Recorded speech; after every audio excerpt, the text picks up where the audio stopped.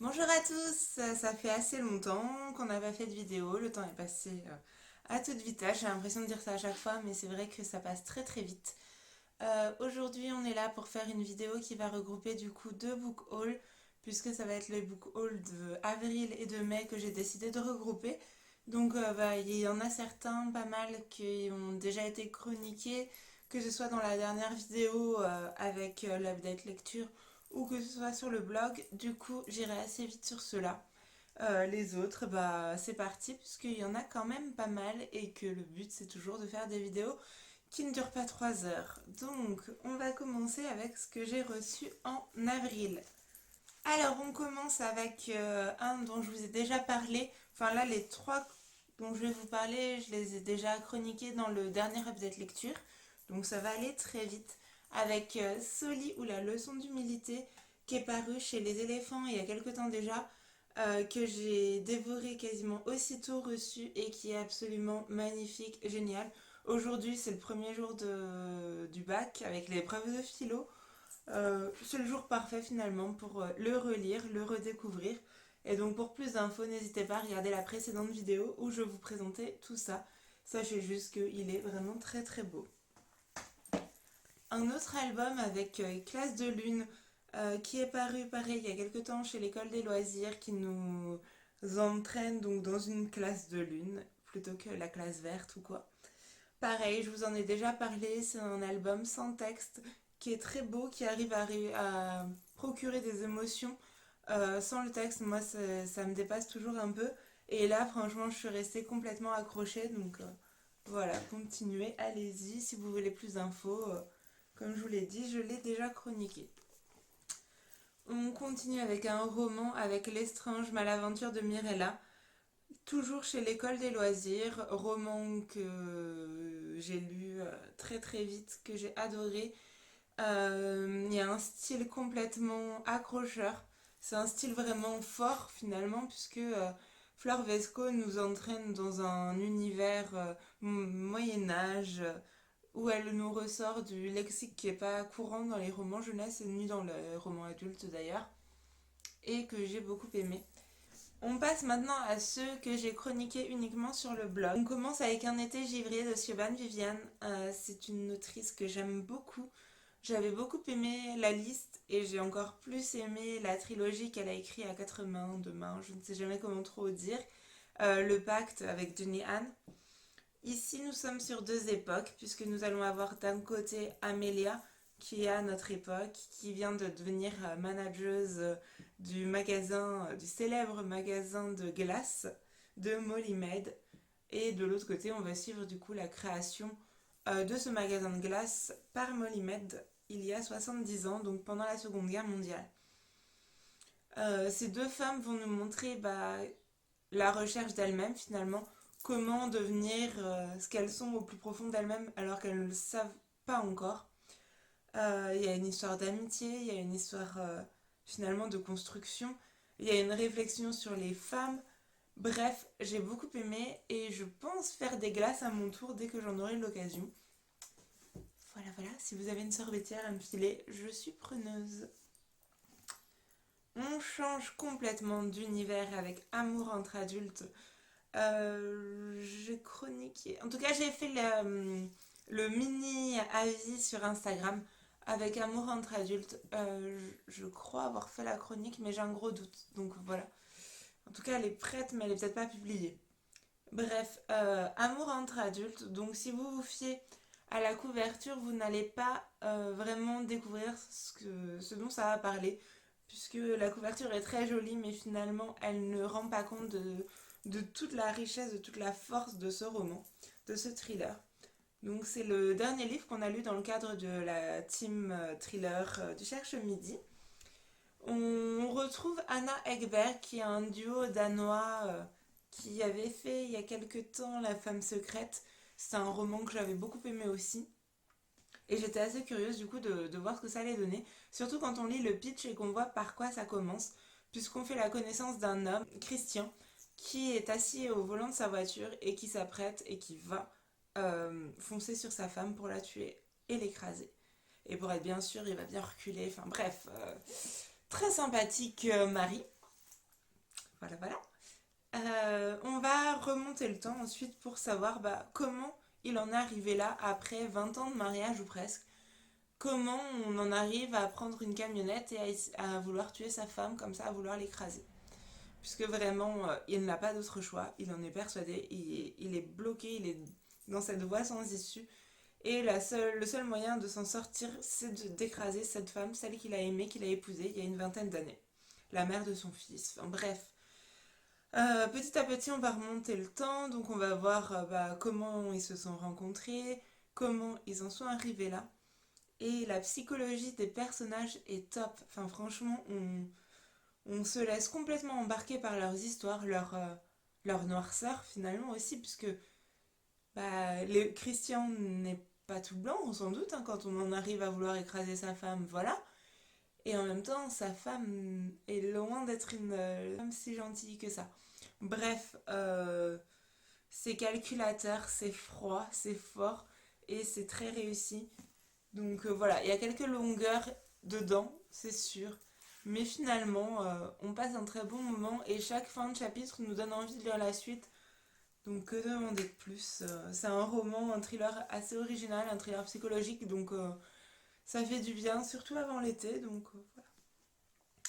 On passe les deux prochains, en fait, mes deux dernières réceptions d'avril, je ne les ai pas encore lus. Mais je pense que certains, enfin celui-ci en tout cas, vous l'avez vu un peu partout quand il est sorti. Donc Iscari, c'est de Kristen Ciccarelli. Je pense que je le prononce très mal, mais vous me pardonnerez, hein.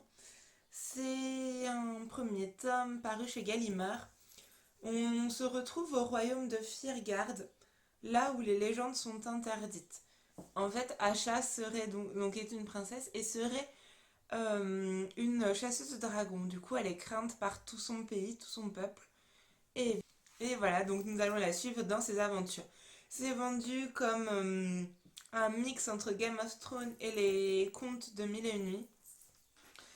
Pour tout vous avouer, j'espère que ça tirera davantage sur les Mille et une nuits que sur Game of Thrones, puisque je fais partie des quelques personnes à ne pas suivre du tout la série, à ne pas accrocher. Donc voilà, je compte le lire pendant les vacances. C'est un beau bébé, donc voilà, j'en ai entendu beaucoup de bien. J'aime beaucoup le principe dragon, légende, mélangère et tout ça. Enfin, mais mélangère. Légendaire et qui mélange tout ça. Donc je vous en dirai plus sous peu. Premiers retours que j'en ai vus sont très positifs, donc ça donne vraiment envie. Donc, dernière réception du mois d'avril, c'est Ma vie n'est pas un roman de Alina Bronsky. Nous faisons la connaissance d'une jeune fille qui entre dans une librairie. Et alors qu'elle entre dans cette librairie, elle va découvrir une autrice qui vient parler de son roman. Et plus elle parle de son roman, plus notre héroïne a l'impression qu'on parle de sa vie. Elle reconnaît tous les événements qui viennent de lui arriver. Et elle commence à flipper un peu parce que dans le roman, les choses ne tournent pas hyper bien. Et elle espère que voilà, ce n'est pas complètement sa vie finalement. Bref, du coup, Kim va tout faire pour essayer de conjurer le sort et qu'il ne lui arrive pas tout ça. Ça a l'air très fun, je ne l'ai pas encore lu, c'est un roman en plus allemand, donc j'aime bien changer un petit peu de tour d'horizon dans la littérature.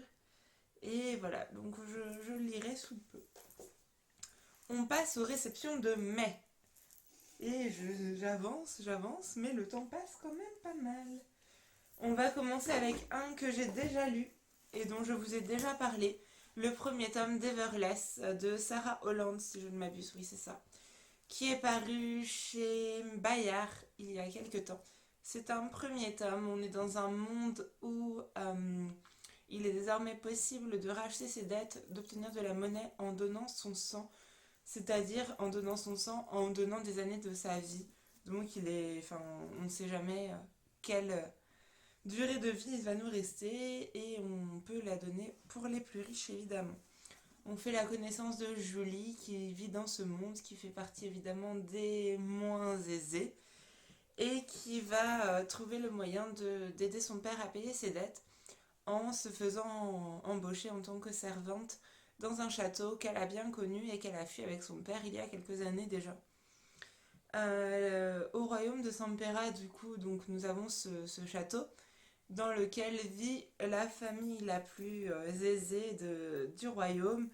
Ce sont les Jarling et nous allons évidemment retrouver Julie qui les connaissait bien, qui craint fortement le grand frère et qui est plutôt amoureuse du petit frère qui a son âge. Sauf que pas de chance, elle est embauchée dans le cadre du mariage du petit frère. Arrivée dans ce château, elle se rend compte qu'il y a beaucoup de choses qu'elle ignore encore. Et si j'ai beaucoup aimé finalement ce roman, cet univers, il y a beaucoup de choses qui m'ont dérangé aussi, notamment Julie, que j'ai trouvé naïve au possible. Enfin, j'ai envie de la secouer, de la secouer, de la secouer. On lui dit des choses, elle n'écoute pas, elle se fait prendre au piège comme bah, la plus naïve des jeunes filles. Ça m'a un peu agacée, même beaucoup en fait. Mais finalement, on a toujours envie d'en savoir plus, de voir comment tout ça va évoluer. Et la fin fait que bah, on a très envie de lire la suite. Donc bah voilà, je rempilerai pour le deuxième tome en espérant que Julie aura pris un peu de plomb dans la cervelle et qu'elle sera beaucoup moins naïve et beaucoup plus méfiante en tout cas. Pareil, c'est Lucie, donc il y a la chronique sur le blog, vous avez le lien en barre d'infos. J'ai aussi lu un court roman sans un mot de Romuald Juliveau qui est paru chez l'École des loisirs. Je vous en ai déjà parlé. On fait la connaissance de Dina qui a 15 ans et qui trouve que ses parents sont vraiment très égoïstes puisqu'ils ne répondent pas, en tout cas pas comme elle l'espérerait, pour la cause des migrants. Elle aimerait sauver tout le monde, faire de son mieux. Et ses parents lui expliquent que malheureusement, ils ne peuvent pas prendre en charge toute la misère et qu'ils n'en sont pas... Enfin, que voilà, ce n'est pas possible. Alors un jour, Dina a appris qu'il était fort probable qu'un enfant se fasse prendre par la police et reconduire aux frontières. Il en est hors de question pour elle, donc elle se rend à l'école pour récupérer cet enfant avant la police. Et va alors se jouer une sorte de grand cache-cache avec la police pour cacher le petit Miran. Et on va suivre donc cette aventure-là, sachant que comme vous le voyez, il est vraiment très court, il fait moins de 100 pages. Et petit à petit, on va découvrir les réelles motivations de cette jeune fille, puisqu'évidemment, elle ne nous dit pas tout, en tout cas au début. Et ce qui va la pousser, le sort de Miran aussi. On en apprend petit à petit plus sur ce jeune garçon. C'est très émouvant et ça nous pousse finalement nous aussi à nous interroger sur le sort des migrants. Dans un autre style complètement, je vous en parle très vite sur le blog de celui-ci, c'est La femme sans ombre de Christine Ferré-Fleury, paru chez De Noël. C'est un thriller à deux voix, puisque d'un côté nous allons suivre la victime et de l'autre côté la tueuse à gages qui a été embauchée pour tuer notre compositrice. C'est très réussi, c'est très fort. Finalement, on entre dans ce monde de l'opéra, puisque c'est vraiment presque un troisième personnage. Et on va suivre ces deux femmes qui sont complètement opposées, si ce n'est par ce destin qui va les réunir par la force des choses. J'ai beaucoup aimé et comme je vous le dis, je vous en parle très vite sur le blog, donc je développe pas plus que ça. J'ai aussi reçu ce roman chez l'École des loisirs que je n'ai pas encore lu. Samy, donc on suit Samy et Sharif qui sont deux amis inséparables qui ont fui de Syrie. Et on va suivre l'histoire de Samy qui va nous raconter toute son histoire et sous fond d'histoire d'amour et de fuite de la guerre de Syrie. Voilà, donc comme je vous l'ai dit, je ne l'ai pas encore lu, donc je ne peux pas vous en dire 50 000 choses dessus, mais sachez que c'est des thèmes forts et du coup j'ai vraiment hâte de le lire. Une petite BD pour changer avec le tome 2 et la fin d'Éden de Carole Morel et de Fabrice Collin. C'est paru il y a quelque temps chez Rue de Sèvres, donc on finit notre histoire qui avait commencé il y a un an, je crois, un an et demi.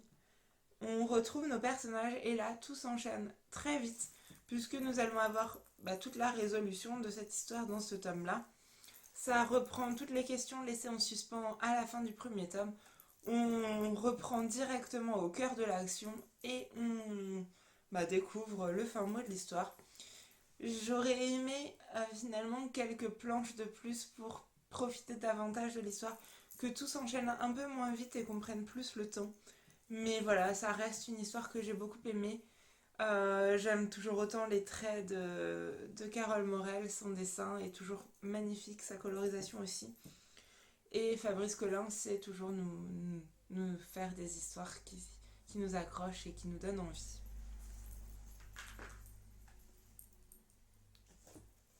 Un manga que je n'ai pas encore lu, tout simplement parce que le premier tome c'était fini d'une façon où j'avais très envie d'avoir le tome 2 le plus vite possible, ce qui fait que je retarde un peu ma lecture du tome 2 pour avoir moins d'attente pour le tome 3. Un peu bizarre, vous me direz, ok, mais c'est comme ça. Donc j'ai reçu le Hell's Paradise 2, j'avais beaucoup aimé le premier tome, je vous mettrai les liens pour ceci. Et donc là, c'est la suite de ce manga. Et j'ai plus que hâte de le lire, mais en même temps, je me réfrène pour attendre un peu moins après. Deux romans maintenant chez Milan qui sont parfaits pour l'été. D'abord avec 24 épisodes pour lui plaire de Moringo. On fait la connaissance de Daisy Lee qui a 17 ans, qui est d'origine coréenne, qui est amoureuse. Elle vit seule avec son père, qui est complètement fan des dramas coréens. Elle déteste ça, enfin elle trouve ça cliché comme pas possible. Et le jour où elle fait la connaissance de Lucas, elle va commencer finalement à s'intéresser au drama coréen avec son père, puisqu'il faut savoir que Daisy Lee est une jeune fille à qui tout réussit, sauf les histoires d'amour. Faut dire qu'elle est vraiment pas très douée, mais surtout elle a vraiment un karma très mauvais. En gros, le jour où elle rencontre Lucas, tout se passe très bien, jusqu'au moment où elle sort, et là son pantalon tombe à ses pieds. Voilà. Difficile de reprendre contact, enfin, disons qu'après une honte pareille, c'est un peu délicat. Et elle va donc s'enfiler un nombre de dramas coréens pas possible et mettre en place une liste de 24 étapes pour séduire Lucas et vivre une grande histoire d'amour. C'est vachement fun, ça m'a fait beaucoup rire et ça m'a donné envie de regarder tous ces dramas dont on nous parle. Enfin vraiment j'ai passé un très bon moment. Je pensais pas passer un moment aussi marrant, donc je vous invite à découvrir Daisy Lee qui est hilarante comme pas possible. Ensuite, j'ai découvert le nouveau Morgan Matson que j'aime beaucoup lire chaque été. Donc là, ce sont mes meilleures vacances ratées. On fait la connaissance d'Andy, qui est fille de sénateur, qui est très... disons qu'elle a une voix toute tracée, enfin, elle ne s'en éloigne pas. Elle a prévu de vivre comme il faut, de suivre à la lettre tout ce qu'il faut pour pour faire ses études de médecine, etc. En plus, il faut toujours que tout soit bien contrôlé pour ne pas ternir l'image de son père, qui est donc un politicien au grade très élevé.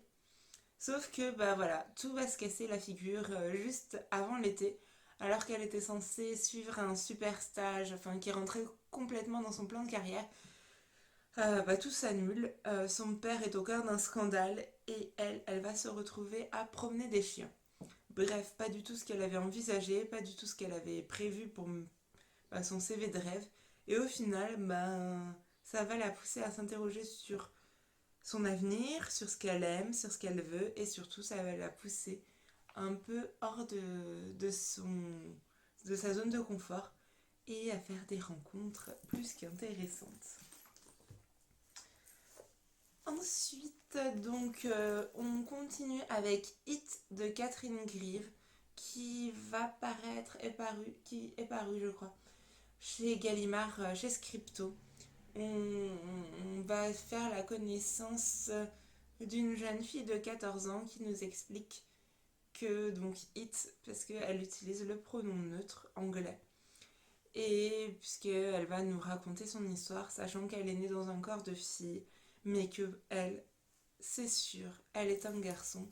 Donc il faut utiliser un autre pronom que le pronom elle. Ça nous permet de parler de la question transgenre et de façon, je pense, assez forte, puisque généralement Scripto a toujours les mots qu'il faut. Donc je ne l'ai pas encore lu, c'est une question qui est assez forte, assez compliquée à traiter, je pense, surtout quand on n'est pas concerné par, que ce soit en tant qu'auteur ou en tant que lecteur.